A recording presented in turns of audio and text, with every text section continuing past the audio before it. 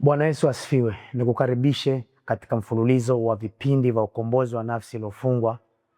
Lakini leo kwa neema ya Bwana tutakwenda kujifunza kuhusu ukombozi wa nafsi iliyofungwa na nguvu za giza. Nimekuwa nikipata maswali mengi, nimekuwa nikipata changamoto nyingi kuhusu nafsi zinavyoshikwa na miliki ya nguvu za giza. Watu wengi sana wamekuwa wakimtumikia Mungu, watu wengi wakiwa wamekuwa wakifanya huduma, watu wengi wamekuwa wakitoa sadaka, watu wengi wamekuwa wakiomba, lakini bado nafsi inakuwa na walali wa nguvu za miungu. Ni kwa nini tunaweza tukamtumikia Mungu alafu nafsi yetu ikawe na walali wa nguvu za miungu au nguvu za giza? Na ndio maana ushahidi uko kwenye kitabu cha Mambo ya Walawi 27:2. Bwana anamwambia Musa, anamwambia waambie wana wa Israeli. Hapo mtu sikiza, hajasema waambie wana wa Israeli hapo kanisa litakapovunja nadhiri. Hajasema waambie wana wa Israeli hapo wachungaji watakapovunja nadhiri. Amesema waambie wana wa Israeli hapo mtu atakapoondoa nadhiri, ndipo hizo nafsi za watu zitakuwa kwa Bwana. Kwa nini? Ukiangalia kuna vitu viwili hapo, anasema hapo mtu atakapoondoa nadhiri, na bado nadhiri ni agano. Kwa hiyo watu wengi sana wanamtumikia Mungu. Kuna watu ni waimbaji wa kwaya, kuna watu wanafanya huduma, kuna watu wanamtolea Bwana sadaka sana, wamehudumu kwenye makanisa miaka mingi, wamehudumu kwenye makongamano, lakini bado nafsi zao zina uhalali wa nguvu za miungu kulingana na asili walizotoka.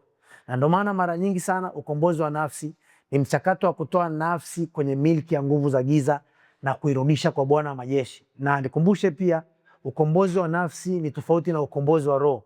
Ukombozi wa roho ni ili roho iende mbinguni na iwe na uzima wa milele, lakini ukombozi wa nafsi ni kwa ajili ya baraka za mwilini, maisha tunayoishi. Kuna watu wanatamani kuwa na maisha mazuri, kuna watu wanatamani kuwa na uzao, kuna watu wanatamani kuwa na magari mazuri. Hiyo yote ni katika nafsi, na hichi kitu unaweza ukateseka sana hapa duniani kuhusu nafsi, japo unaweza ukaenda mbinguni kwa neema ya Bwana, lakini mara nyingi sana nafsi inapopitia matatizo ni rahisi kuivuta roho nyuma ukamkufuru Mungu. Lakini leo kwa neema ya Bwana tunaenda kugusa sana ile eneo la nafsi. Kuna watu wamekuwa wakiomba maombi lakini hawajapata majibu. Kuna watu wamekuwa wakihangaika hawajapata majibu. Watu siku hizi wanaomba mpaka maombi yanakuwa kama ni orodha. Kama unakumbuka ile orodha ya pili, 2 mara 2 4. Yaani mtu anafanya maombi haya, anaambiwa funga siku 21, anaambiwa funga miezi mitatu, anaambiwa funga siku 90. Nini kinachotokea? Kinachotokea pale, kwa nini zile nguvu za giza zinakuwa zina uhalali kwa mtu anaomwamini Mungu? Hilo ndio swali langu. Na nikufafanulie kwamba nguvu za giza haziwezi nguvu za Mungu, ila nguvu za giza zina mfumo wa kuharibu nguvu za Mungu. Na ndio maana unakuta leo mtu ni mchungaji, leo mtu ni mtumishi, leo mtu ni mwombezi mzuri, mtu anatoa sadaka, anafanya huduma, lakini bado nafsi yake ina uhalali wa nguvu za giza, lakini bado nafsi yake ina uhalali wa kuwa anga, lakini bado nafsi yake ina uhalali wa kuwa Freemason, wa kuwa ganga na kuwa chawi. Ni kutokana na ile asili aliyotoka. Ni nini? Wale mababu waliotangulia, wale mababu wa asili, walipopata shida walienda kwenye miungu, wakatoa sadaka, wakaweka maagano, wakasema nyie mababu, tunawakabidhi hichi kizazi na kizazi, tunaomba mkilinde. Sasa hii kitu inawachanganya watu sana. Inaweza ikawa agano ambao leo kutesa leo liliwekwa kabla hujazaliwa. Inaweza ikawa agano linaokutesa wewe liliwekwa na wazee wa ukoo wako. Wale walipopata shida, wazee walipokuwa wanataka kuanza kilimo, walienda kwa miungu chini ya mawe, wakaenda kwa miungu kwenye mapango, wakatoa kafara, wakatoa damu ya ng'ombe, damu ya kuku, damu ya kondoo na damu ya ndege. Wakasema nyie mababu, wale asili wa ule ukoo, wale mababu, anasema nyie babu fulani, tunakuja mbele zenu, tunaomba ulinzi katika kilimo. Nyie mababu fulani, tunakuja mbele zenu, tunaomba ulinzi katika elimu. Ndio maana unakuta mwanafunzi anaweza akafanya vizuri shuleni, lakini matokeo yakawa ni mabovu, kwa sababu tayari hapo awali walimuunganisha na maagano ya miungu. Kwa hiyo elimu yake ina uhalali kwenye miungu. Sasa nizungumzie kwa ile eneo, kwa nini watu wanaomba Mungu, kwa nini watu wanafunga, lakini bado nguvu za giza zinakuwa zina uhalali. Sikiliza, katika kitu ambacho Mungu anakiheshimu ni maagano au nadhiri. Ndio maana Mambo ya Walawi 27:2, Bwana anamwambia Musa, anamwambia, sikia, anamwambia waambie wana wa Israeli hapo mtu atakapoondoa nadhiri, ndipo hizo nafsi za watu zitakuwa kwa Bwana.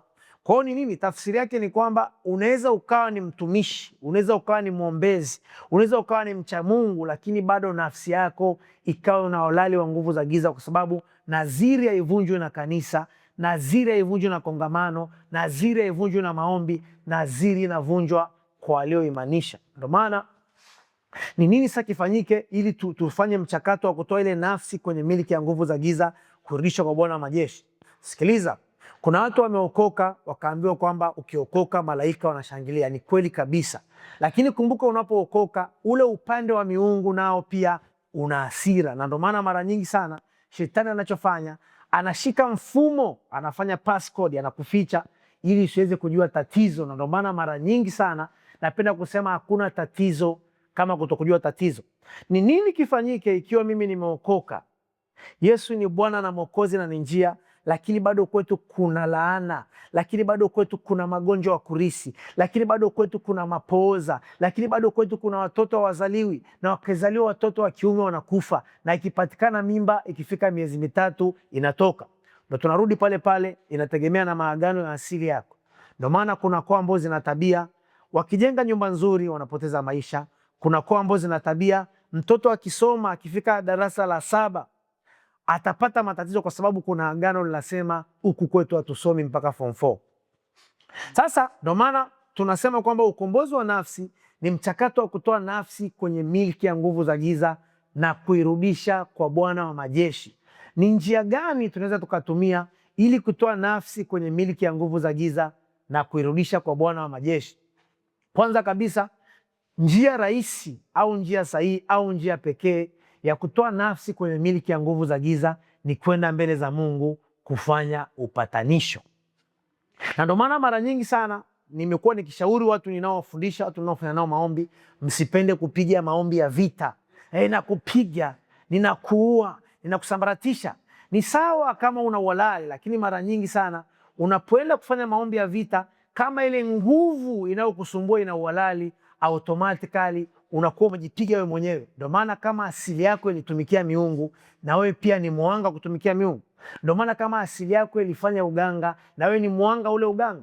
Na ndio maana kama asili yako ilifanya uchawi, na wewe ni mmoja hapo. Kwa hiyo kuna agano ndani yako ambao wewe kabla hujazaliwa liliwekwa. Walienda wajomba pale, wakachukua mbuzi mweupe, wakaenda wakamtoboa na kisu kwenye moyo, ile damu ikaruka, wakaimwagia kwenye masala, wakamwagia kwenye yale mawe ya bokidi, wakamwagia kwenye yale mawe ya kufanyia matambiko, wakasema, nyie miungu, nyie mababu, mzee fulani yule topo wa ukoo tumewaletea hii familia, muilinde kwenye elimu, muilinde kwenye biashara.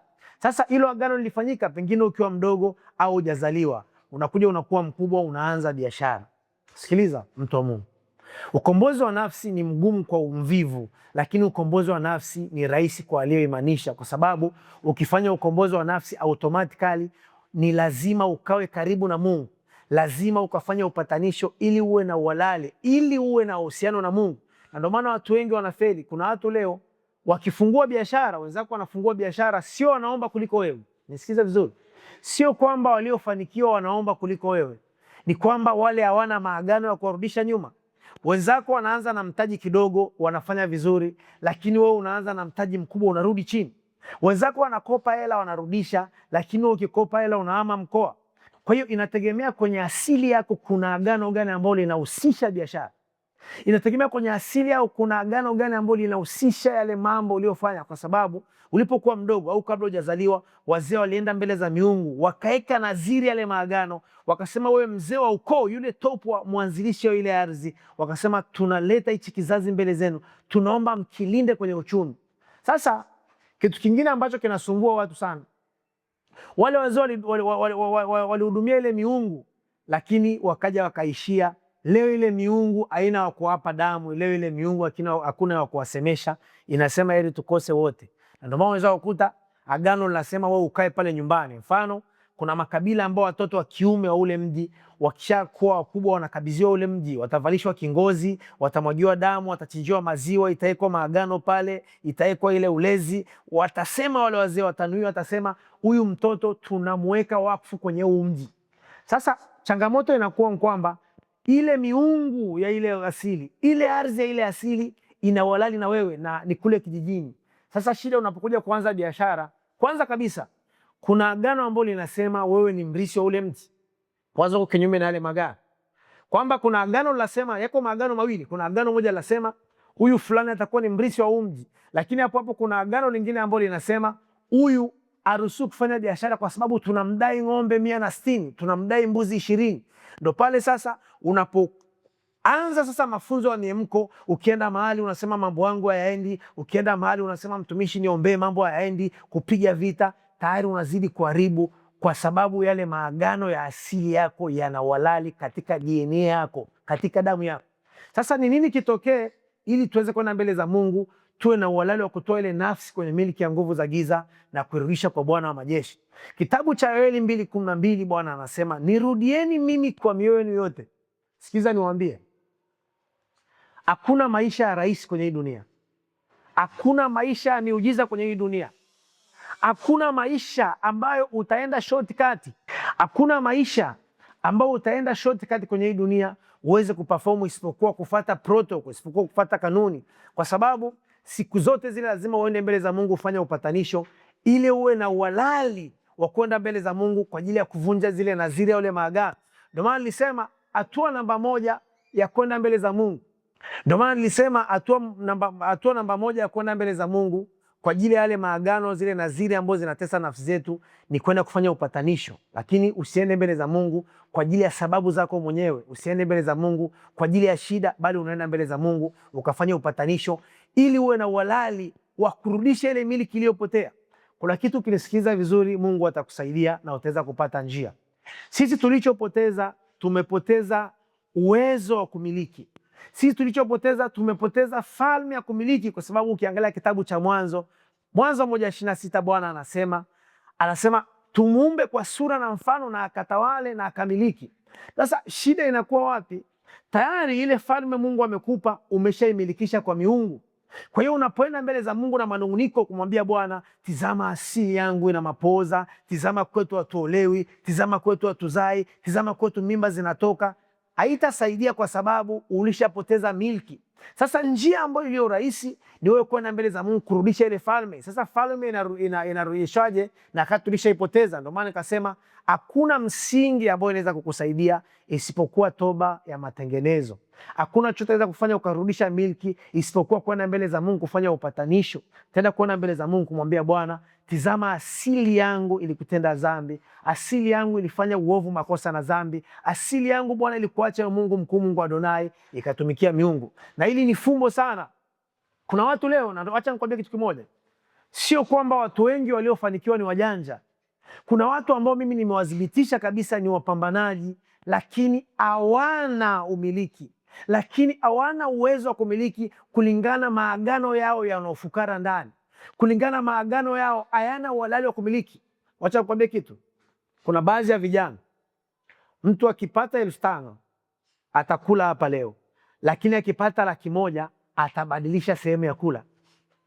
Kwa mtu asiyotambua mambo ya kiroho, ataweza kusema huyu kijana ni mshamba wa hela, anachezea hela. Hapana, kwenye asili yake, kwenye nafsi yake kuna agano linasema. Nilikuwa nafundisha juzi somo moja nikasema, vile unavyoona ATM iko pale, pia mwili wa binadamu una ATM. Yani kuna watu, yani kuna nafsi ambayo inatakiwa imiliki hela. Kwa hiyo kuna watu wamewekewa mipaka.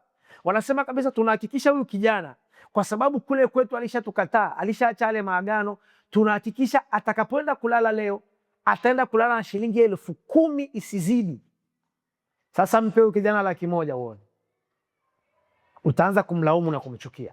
Kwa hiyo haya yote yanatokana kwenye maagano. Ndio maana ili kupata hizi frequency, ili kupata ukweli, lazima uwe mtulivu mbele za Mungu, uende ukafanya upatanisho, ukamwambie Bwana, tizama. Kwa mfano, kila mtu ana changamoto yake. Kuna watu ambao wana changamoto hawapati watoto, kuna watu ambao wana changamoto hawabebi mimba, kuna watu ambao wana changamoto hawafanyi maendeleo.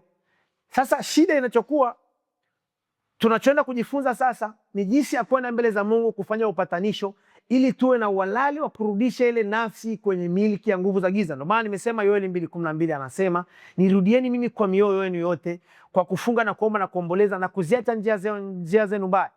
Sasa ukiangalia Yoeli 2:25 anasema, nami nitarudisha vilivyoliwa parare na tunutu na madumadu. Kwa hiyo 100% unapomrudia Mungu, usimrudie Mungu kwa sababu ulipoteza, mrudie Mungu kafanya upatanisho ili uwe na uhalali wa kumiliki. Kwa hiyo ni kwamba Yoeli inanieleza pale, inaniambia unapomrudia Mungu tayari yeye ndo anayerudisha. Lakini leo tumekuwa ni kwenda kwenye mikutano, ninarudisha, ninanyang'anya. Huwezi kunyang'anya kile kilichoibiwa, kwa sababu falme yako ya umiliki imeibiwa na nguvu za giza. Lakini nini? Kusoma kile kitabu cha Mambo ya Walawi 27, kusoma kile kitabu cha Nyakati wa Pili 7:14, anasema watu wangu waliitwa kwa jina langu wakijinyenyekesha. Kwa hiyo ni nini? Tunapoenda kufanya upatanisho lazima tuende mbele za Mungu. Tunabeba yale matatizo tulionayo, lakini hatuendi mbele za Mungu kwa ajili ya malalamiko, kwa sababu kuna watu wakienda mbele za Mungu wanaenda kwa ajili ya malalamiko. Mungu, tizama mimi sifanye maendeleo kama wengine. Mungu, tizama mimi maisha yangu ni magumu. Mungu, tizama mimi sina uzao. Mungu, tizama mimi asili yetu ina mapoza. Mungu, tizama mimi kwetu kuna umaskini. Ni nini? Tunaenda mbele za Mungu yale matatizo tunakuwa nayo, lakini hatuendi kumwambia Mungu. Kwa nini? Tunaenda kumwambia Bwana, samehe lile agano la asili, lile agano lilofanywa na miungu likafanya tukapoteza uwezo wa kumiliki. Bwana, samehe lile agano lilofanywa na asili yangu likapoteza ule uwezo wa kumiliki. Bwana, tumekuja mbele zako Bwana kufanya upatanisho. Ni kweli sio yamkini asili yangu ilitumikia miungu. Na njia nyingine rahisi ya kwenda mbele za Mungu kufanya upatanisho ili uwe na uhalali wa kutoa nafsi yako kwenye miliki ya nguvu za giza ni kufanya toba kwa kuipambanua. Somo la toba ya kupambanua nitakuja kulifundisha siku inayofuata. Lakini unapoenda mbele za Mungu kufanya upatanisho, usiweke yamkini wala labda, kwa sababu ni kweli sio yamkini asili yako ilimwacha Mungu mkuu, Mungu Adonai, ikatumikia miungu. Na katika vitu ambavyo vinamuumiza Mungu ni wewe kumwacha yeye, kutegemea miungu. Katika vitu ambavyo vinamuumiza Mungu ni kumwacha yeye Mungu aliyemuumba mbingu na nchi, kwenda kwa miungu, kwenda kwa waganga, kwenda kwa wachawi, kufanya mambo ambayo yanaenda kinyume na Mungu. Kwa hiyo unapoenda mbele za Mungu inatakiwa uwe tayari kwamba ukiri ni kweli asili yako imekosa. Ukiri ni kweli asili yako Bwana, unaenda mbele za Mungu unamwambia Bwana, ni kweli asili yangu imekukosa wewe. Unaenda mbele za Mungu unamwambia Bwana, asili yangu ilifanya maagano na miungu, ndio maana leo sina uhalali. Ndio maana leo Bwana nikikuita sipati uhalali wa kumiliki, kwa sababu milki yangu ilishauzwa na miungu. Lakini usisahau kwenda mbele za Mungu. Kama kuna vitu unakumbuka, lazima uende mbele za Mungu kumwambia Bwana, ni kweli asili yangu ilitumikia miungu. Bwana, ni kweli asili yangu ilitumikia miungu. Sio amkini kweli walifanya makafara, walichinja mbuzi, walichinja ng'ombe. Ndio maana leo Bwana sina uhalali wa kumiliki. Ndio maana Bwana leo sina uhalali kwenye ndoa. Ndio maana Bwana leo sina uhalali kwenye kazi. Ndio maana Bwana leo maisha yangu hayatulii, kwa sababu nafsi yangu inatumika kuzimu. Na nitoe pia tahadhari, kuna watu wengi ambayo hawataki kulipa gharama. Sikiliza. Mungu aliumba dunia akampa mwanadamu uwezo, lakini dunia ikapotelea mikononi mwa Adamu, ikaenda kwa milki ya nguvu za giza. Lakini bado Mungu akaona hapana, akamwachia mwanae wa pekee ili tumwamini tusipotee, tuwe na uzima wa milele. Kwa hiyo Mungu alisacrifice mara ya kwanza, lakini akasacrifice mara ya pili. Maana maandiko hayasemi kwamba alimtoa mwanae wa ziada. Maandiko hayasemi alimtoa mlinzi. Maandiko yanasema alimtoa mwanae wa pekee. Kwa hiyo wewe unalipa gharama gani ili uweze kutimiza lile Mungu aliyokusudia? Gharama unaolipa wewe ni kwenda mbele za Mungu kufanya upatanisho. Gharama unaolipa wewe ni kwenda mbele za Mungu kumwambia Bwana, sio yamkini kweli kupitia ile damu ya Yesu imeweka pale Kalvari, nami nimekuja kufanya upatanisho. Usamee Bwana, usamee mfalme wa falme, samee yale maagano ya asili ya baba yangu. Ni kweli kuanzia ile ardhi ya asili, sijui babu yangu alipoipata alizulumu nani? Kwa sababu kuna watu wengine, sikiliza, nilikuwa Morogoro nafanya huduma. Kuna mtu kila akinunua kiwanja, alinunua kiwanja cha kwanza akaambiwa ni open space. Akanunua kiwanja cha pili akakuta kina kesi. Akanunua nyumba akakuta ile nyumba ina malumbano. Ni nini? Tulipokuja kuomba tukagundua asili yake ina shida kwenye ardhi. Unaweza kukuta mateso unayopitia, ile ardhi ya kwanza ya babu yako alipoinunua, atujui alizulumu mzee gani, atujui aliua nani akaizika. Kwa hiyo unaweza ukashangaa wewe mjini unateseka, unaweza ukashangaa unaenda hichi, lakini kumbe asili yako ndio ilisababisha dhambi, ambayo ile dhambi ina uhalali. Ndio maana nilisema babu yako akiwa ni mzulumaji na wewe ni mzulumaji. Babu yako akiwa ni mchawi na wewe ni mchawi. Babu yako akiwa mganga na wewe ni mganga. Kwa hivi ni vitu ambavyo tunatakiwa tukae mbele za Mungu kwa utulivu. Hivi ni vitu ambavyo hatutakiwi tuende mbele za Mungu kwa papara, lakini nitaenda kuelezea hatua 3 kama sio 4 za kwenda mbele za Mungu kwa ajili ya kufanya upatanisho ili tuwe na uhalali wa kusikilizwa kwa sababu kuna watu wengine wanaenda mbele za Mungu kwa ajili ya manunguniko. Kusoma kitabu cha Hesabu pale anasema, ona Israeli walipoenda mbele za Mungu kama wanungunikao, hasira za Bwana zikawaka. Unaweza ukawa una maagano, unaweza ukawa una mikosi, unaweza ukawa una laana, lakini usipokuwa na hekima ya kwenda mbele za Mungu, Mungu anakupiga tena. Lakini unapoenda kufanya upatanisho kwa ajili ya asili ili utoe nafsi yako kwenye miliki ya nguvu za giza, namba moja, lazima ukasimame mahali palipobomoka. Ukisoma kile kitabu cha Ezekiel 22:30 anasema, nami nimetafuta mtu atakaosimama mbele zangu mahali palipobomoka, nimekosa nami nikapiga. Kuna miungu ambayo iliabudiwa, Mungu anatamani mtu wa kusimama, amekosa, yeye mwenyewe ndo anapiga. Na ndio maana unapoenda mbele za Mungu lazima uwe mwangalifu ili ujue kwamba kinachowatesa nyie ni ile miungu au ni Mungu mwenyewe. Lakini nimesema ukisimama na ile Ezekiel 22:30 tayari unasimama mahali palipobomoka na unapata kibali mbele za Mungu. Lakini angalizo, unapoenda mbele za Mungu kufanya upatanisho, lazima uwe na hivi vitu, kama sio vitatu ni vinne. Namba moja, lazima unapoenda mbele za Mungu ukamshukuru, kwa sababu hata hapo ulipofika na kumlaana kulaaniwa kote, hapo ulipofika na kulaaniwa kote, hapo ulipofika na masaibu yote, lakini bado Mungu amekulinda. Kwa hiyo unapoenda mbele za Mungu unaenda kumshukuru kwa ajili ya maisha yako na kumpa sifa na utukufu. Lakini namba mbili, unapoenda mbele za Mungu lazima uwe umeshatafakari. Kwa mfano, kuna watu kwenye asili yako unasikia labda mjomba wako alizulumu fulani, unasikia shangazi yako alizulumu fulani, unasikia mjomba wako alizulumu fulani. Zile zinakusaidia unapoenda mbele za Mungu, unaenda kufanya toba ya kweli. Na ndio maana familia nyingi, sikiliza, ukisikia mtu aolewi utasikia shangazi yake pia alikuwa olewi. Ukisikia mtu afanikiwi utasikia mjomba wake. Ukisikia mtu ana ule ulevi sugu utasikia pia mjomba wake alikuwa hivyo. Uchunge sana hivi vitu. Tunafanya kama ni sehemu ya kurisishana, lakini vile kwenye ulimwengu wa roho vina impact. Kwenye ulimwengu wa roho vina nafasi kubwa kwenye kuharibu maisha ya mtu. Kwa hiyo nimesema namba moja, kwenda mbele za Mungu kumpa utukufu, akae kwenye kiti cha enzi aliyozungukwa na wazee 24. Nikasema namba mbili, unaenda mbele za Mungu ukiwa tayari umetafakari, ukatafakari kwa nini upo. Kwa nini amekupa neema ya kujifunza? Kwa nini hadi leo amekuacha ukao hai na kati miungu ilishakorofishana na wewe? Lakini baada ya kufanya utafakari, tayari ukienda namba tatu, unaenda kujisamehe. Kuna watu leo hawezi kusikilizwa mbele za Mungu kwa kuwa wamejichukia. Sikiliza, kabla hujasamehe mtu aliyekukosea lazima ujisamehe. Kuna watu wanamwamini Mungu, wanampenda Mungu, lakini wanajichukia. Sikiliza, Mungu akisema kwenye Mwanzo 1:26 tumuumbe kwa sura na mfano, haimaanishi pua yako ni kama ya Mungu, ni taswira, uweza. Sasa ili kukamilisha ule uungu, huwezi kumpenda Mungu alafu ukajidharau wewe. Kwa hiyo una pointi ya kwanza ni kumpa sifa na utukufu. Pointi ya pili ni kutafakari. Pointi ya tatu ni kujisamehe na kusamehe waliokukosea. Alafu pointi ya nne ni toba ya kweli. Na hii toba ya kweli nikipambanua hapo, inaenda kusimama sehemu ambayo usiseme yamkini au labda.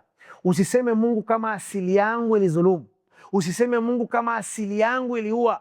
Usiseme Mungu kama asili yangu ilikukosea. Mwambie Bwana, ni kweli asili yangu imekukosea, ndio maana leo Bwana ninapita kwenye haya magumu.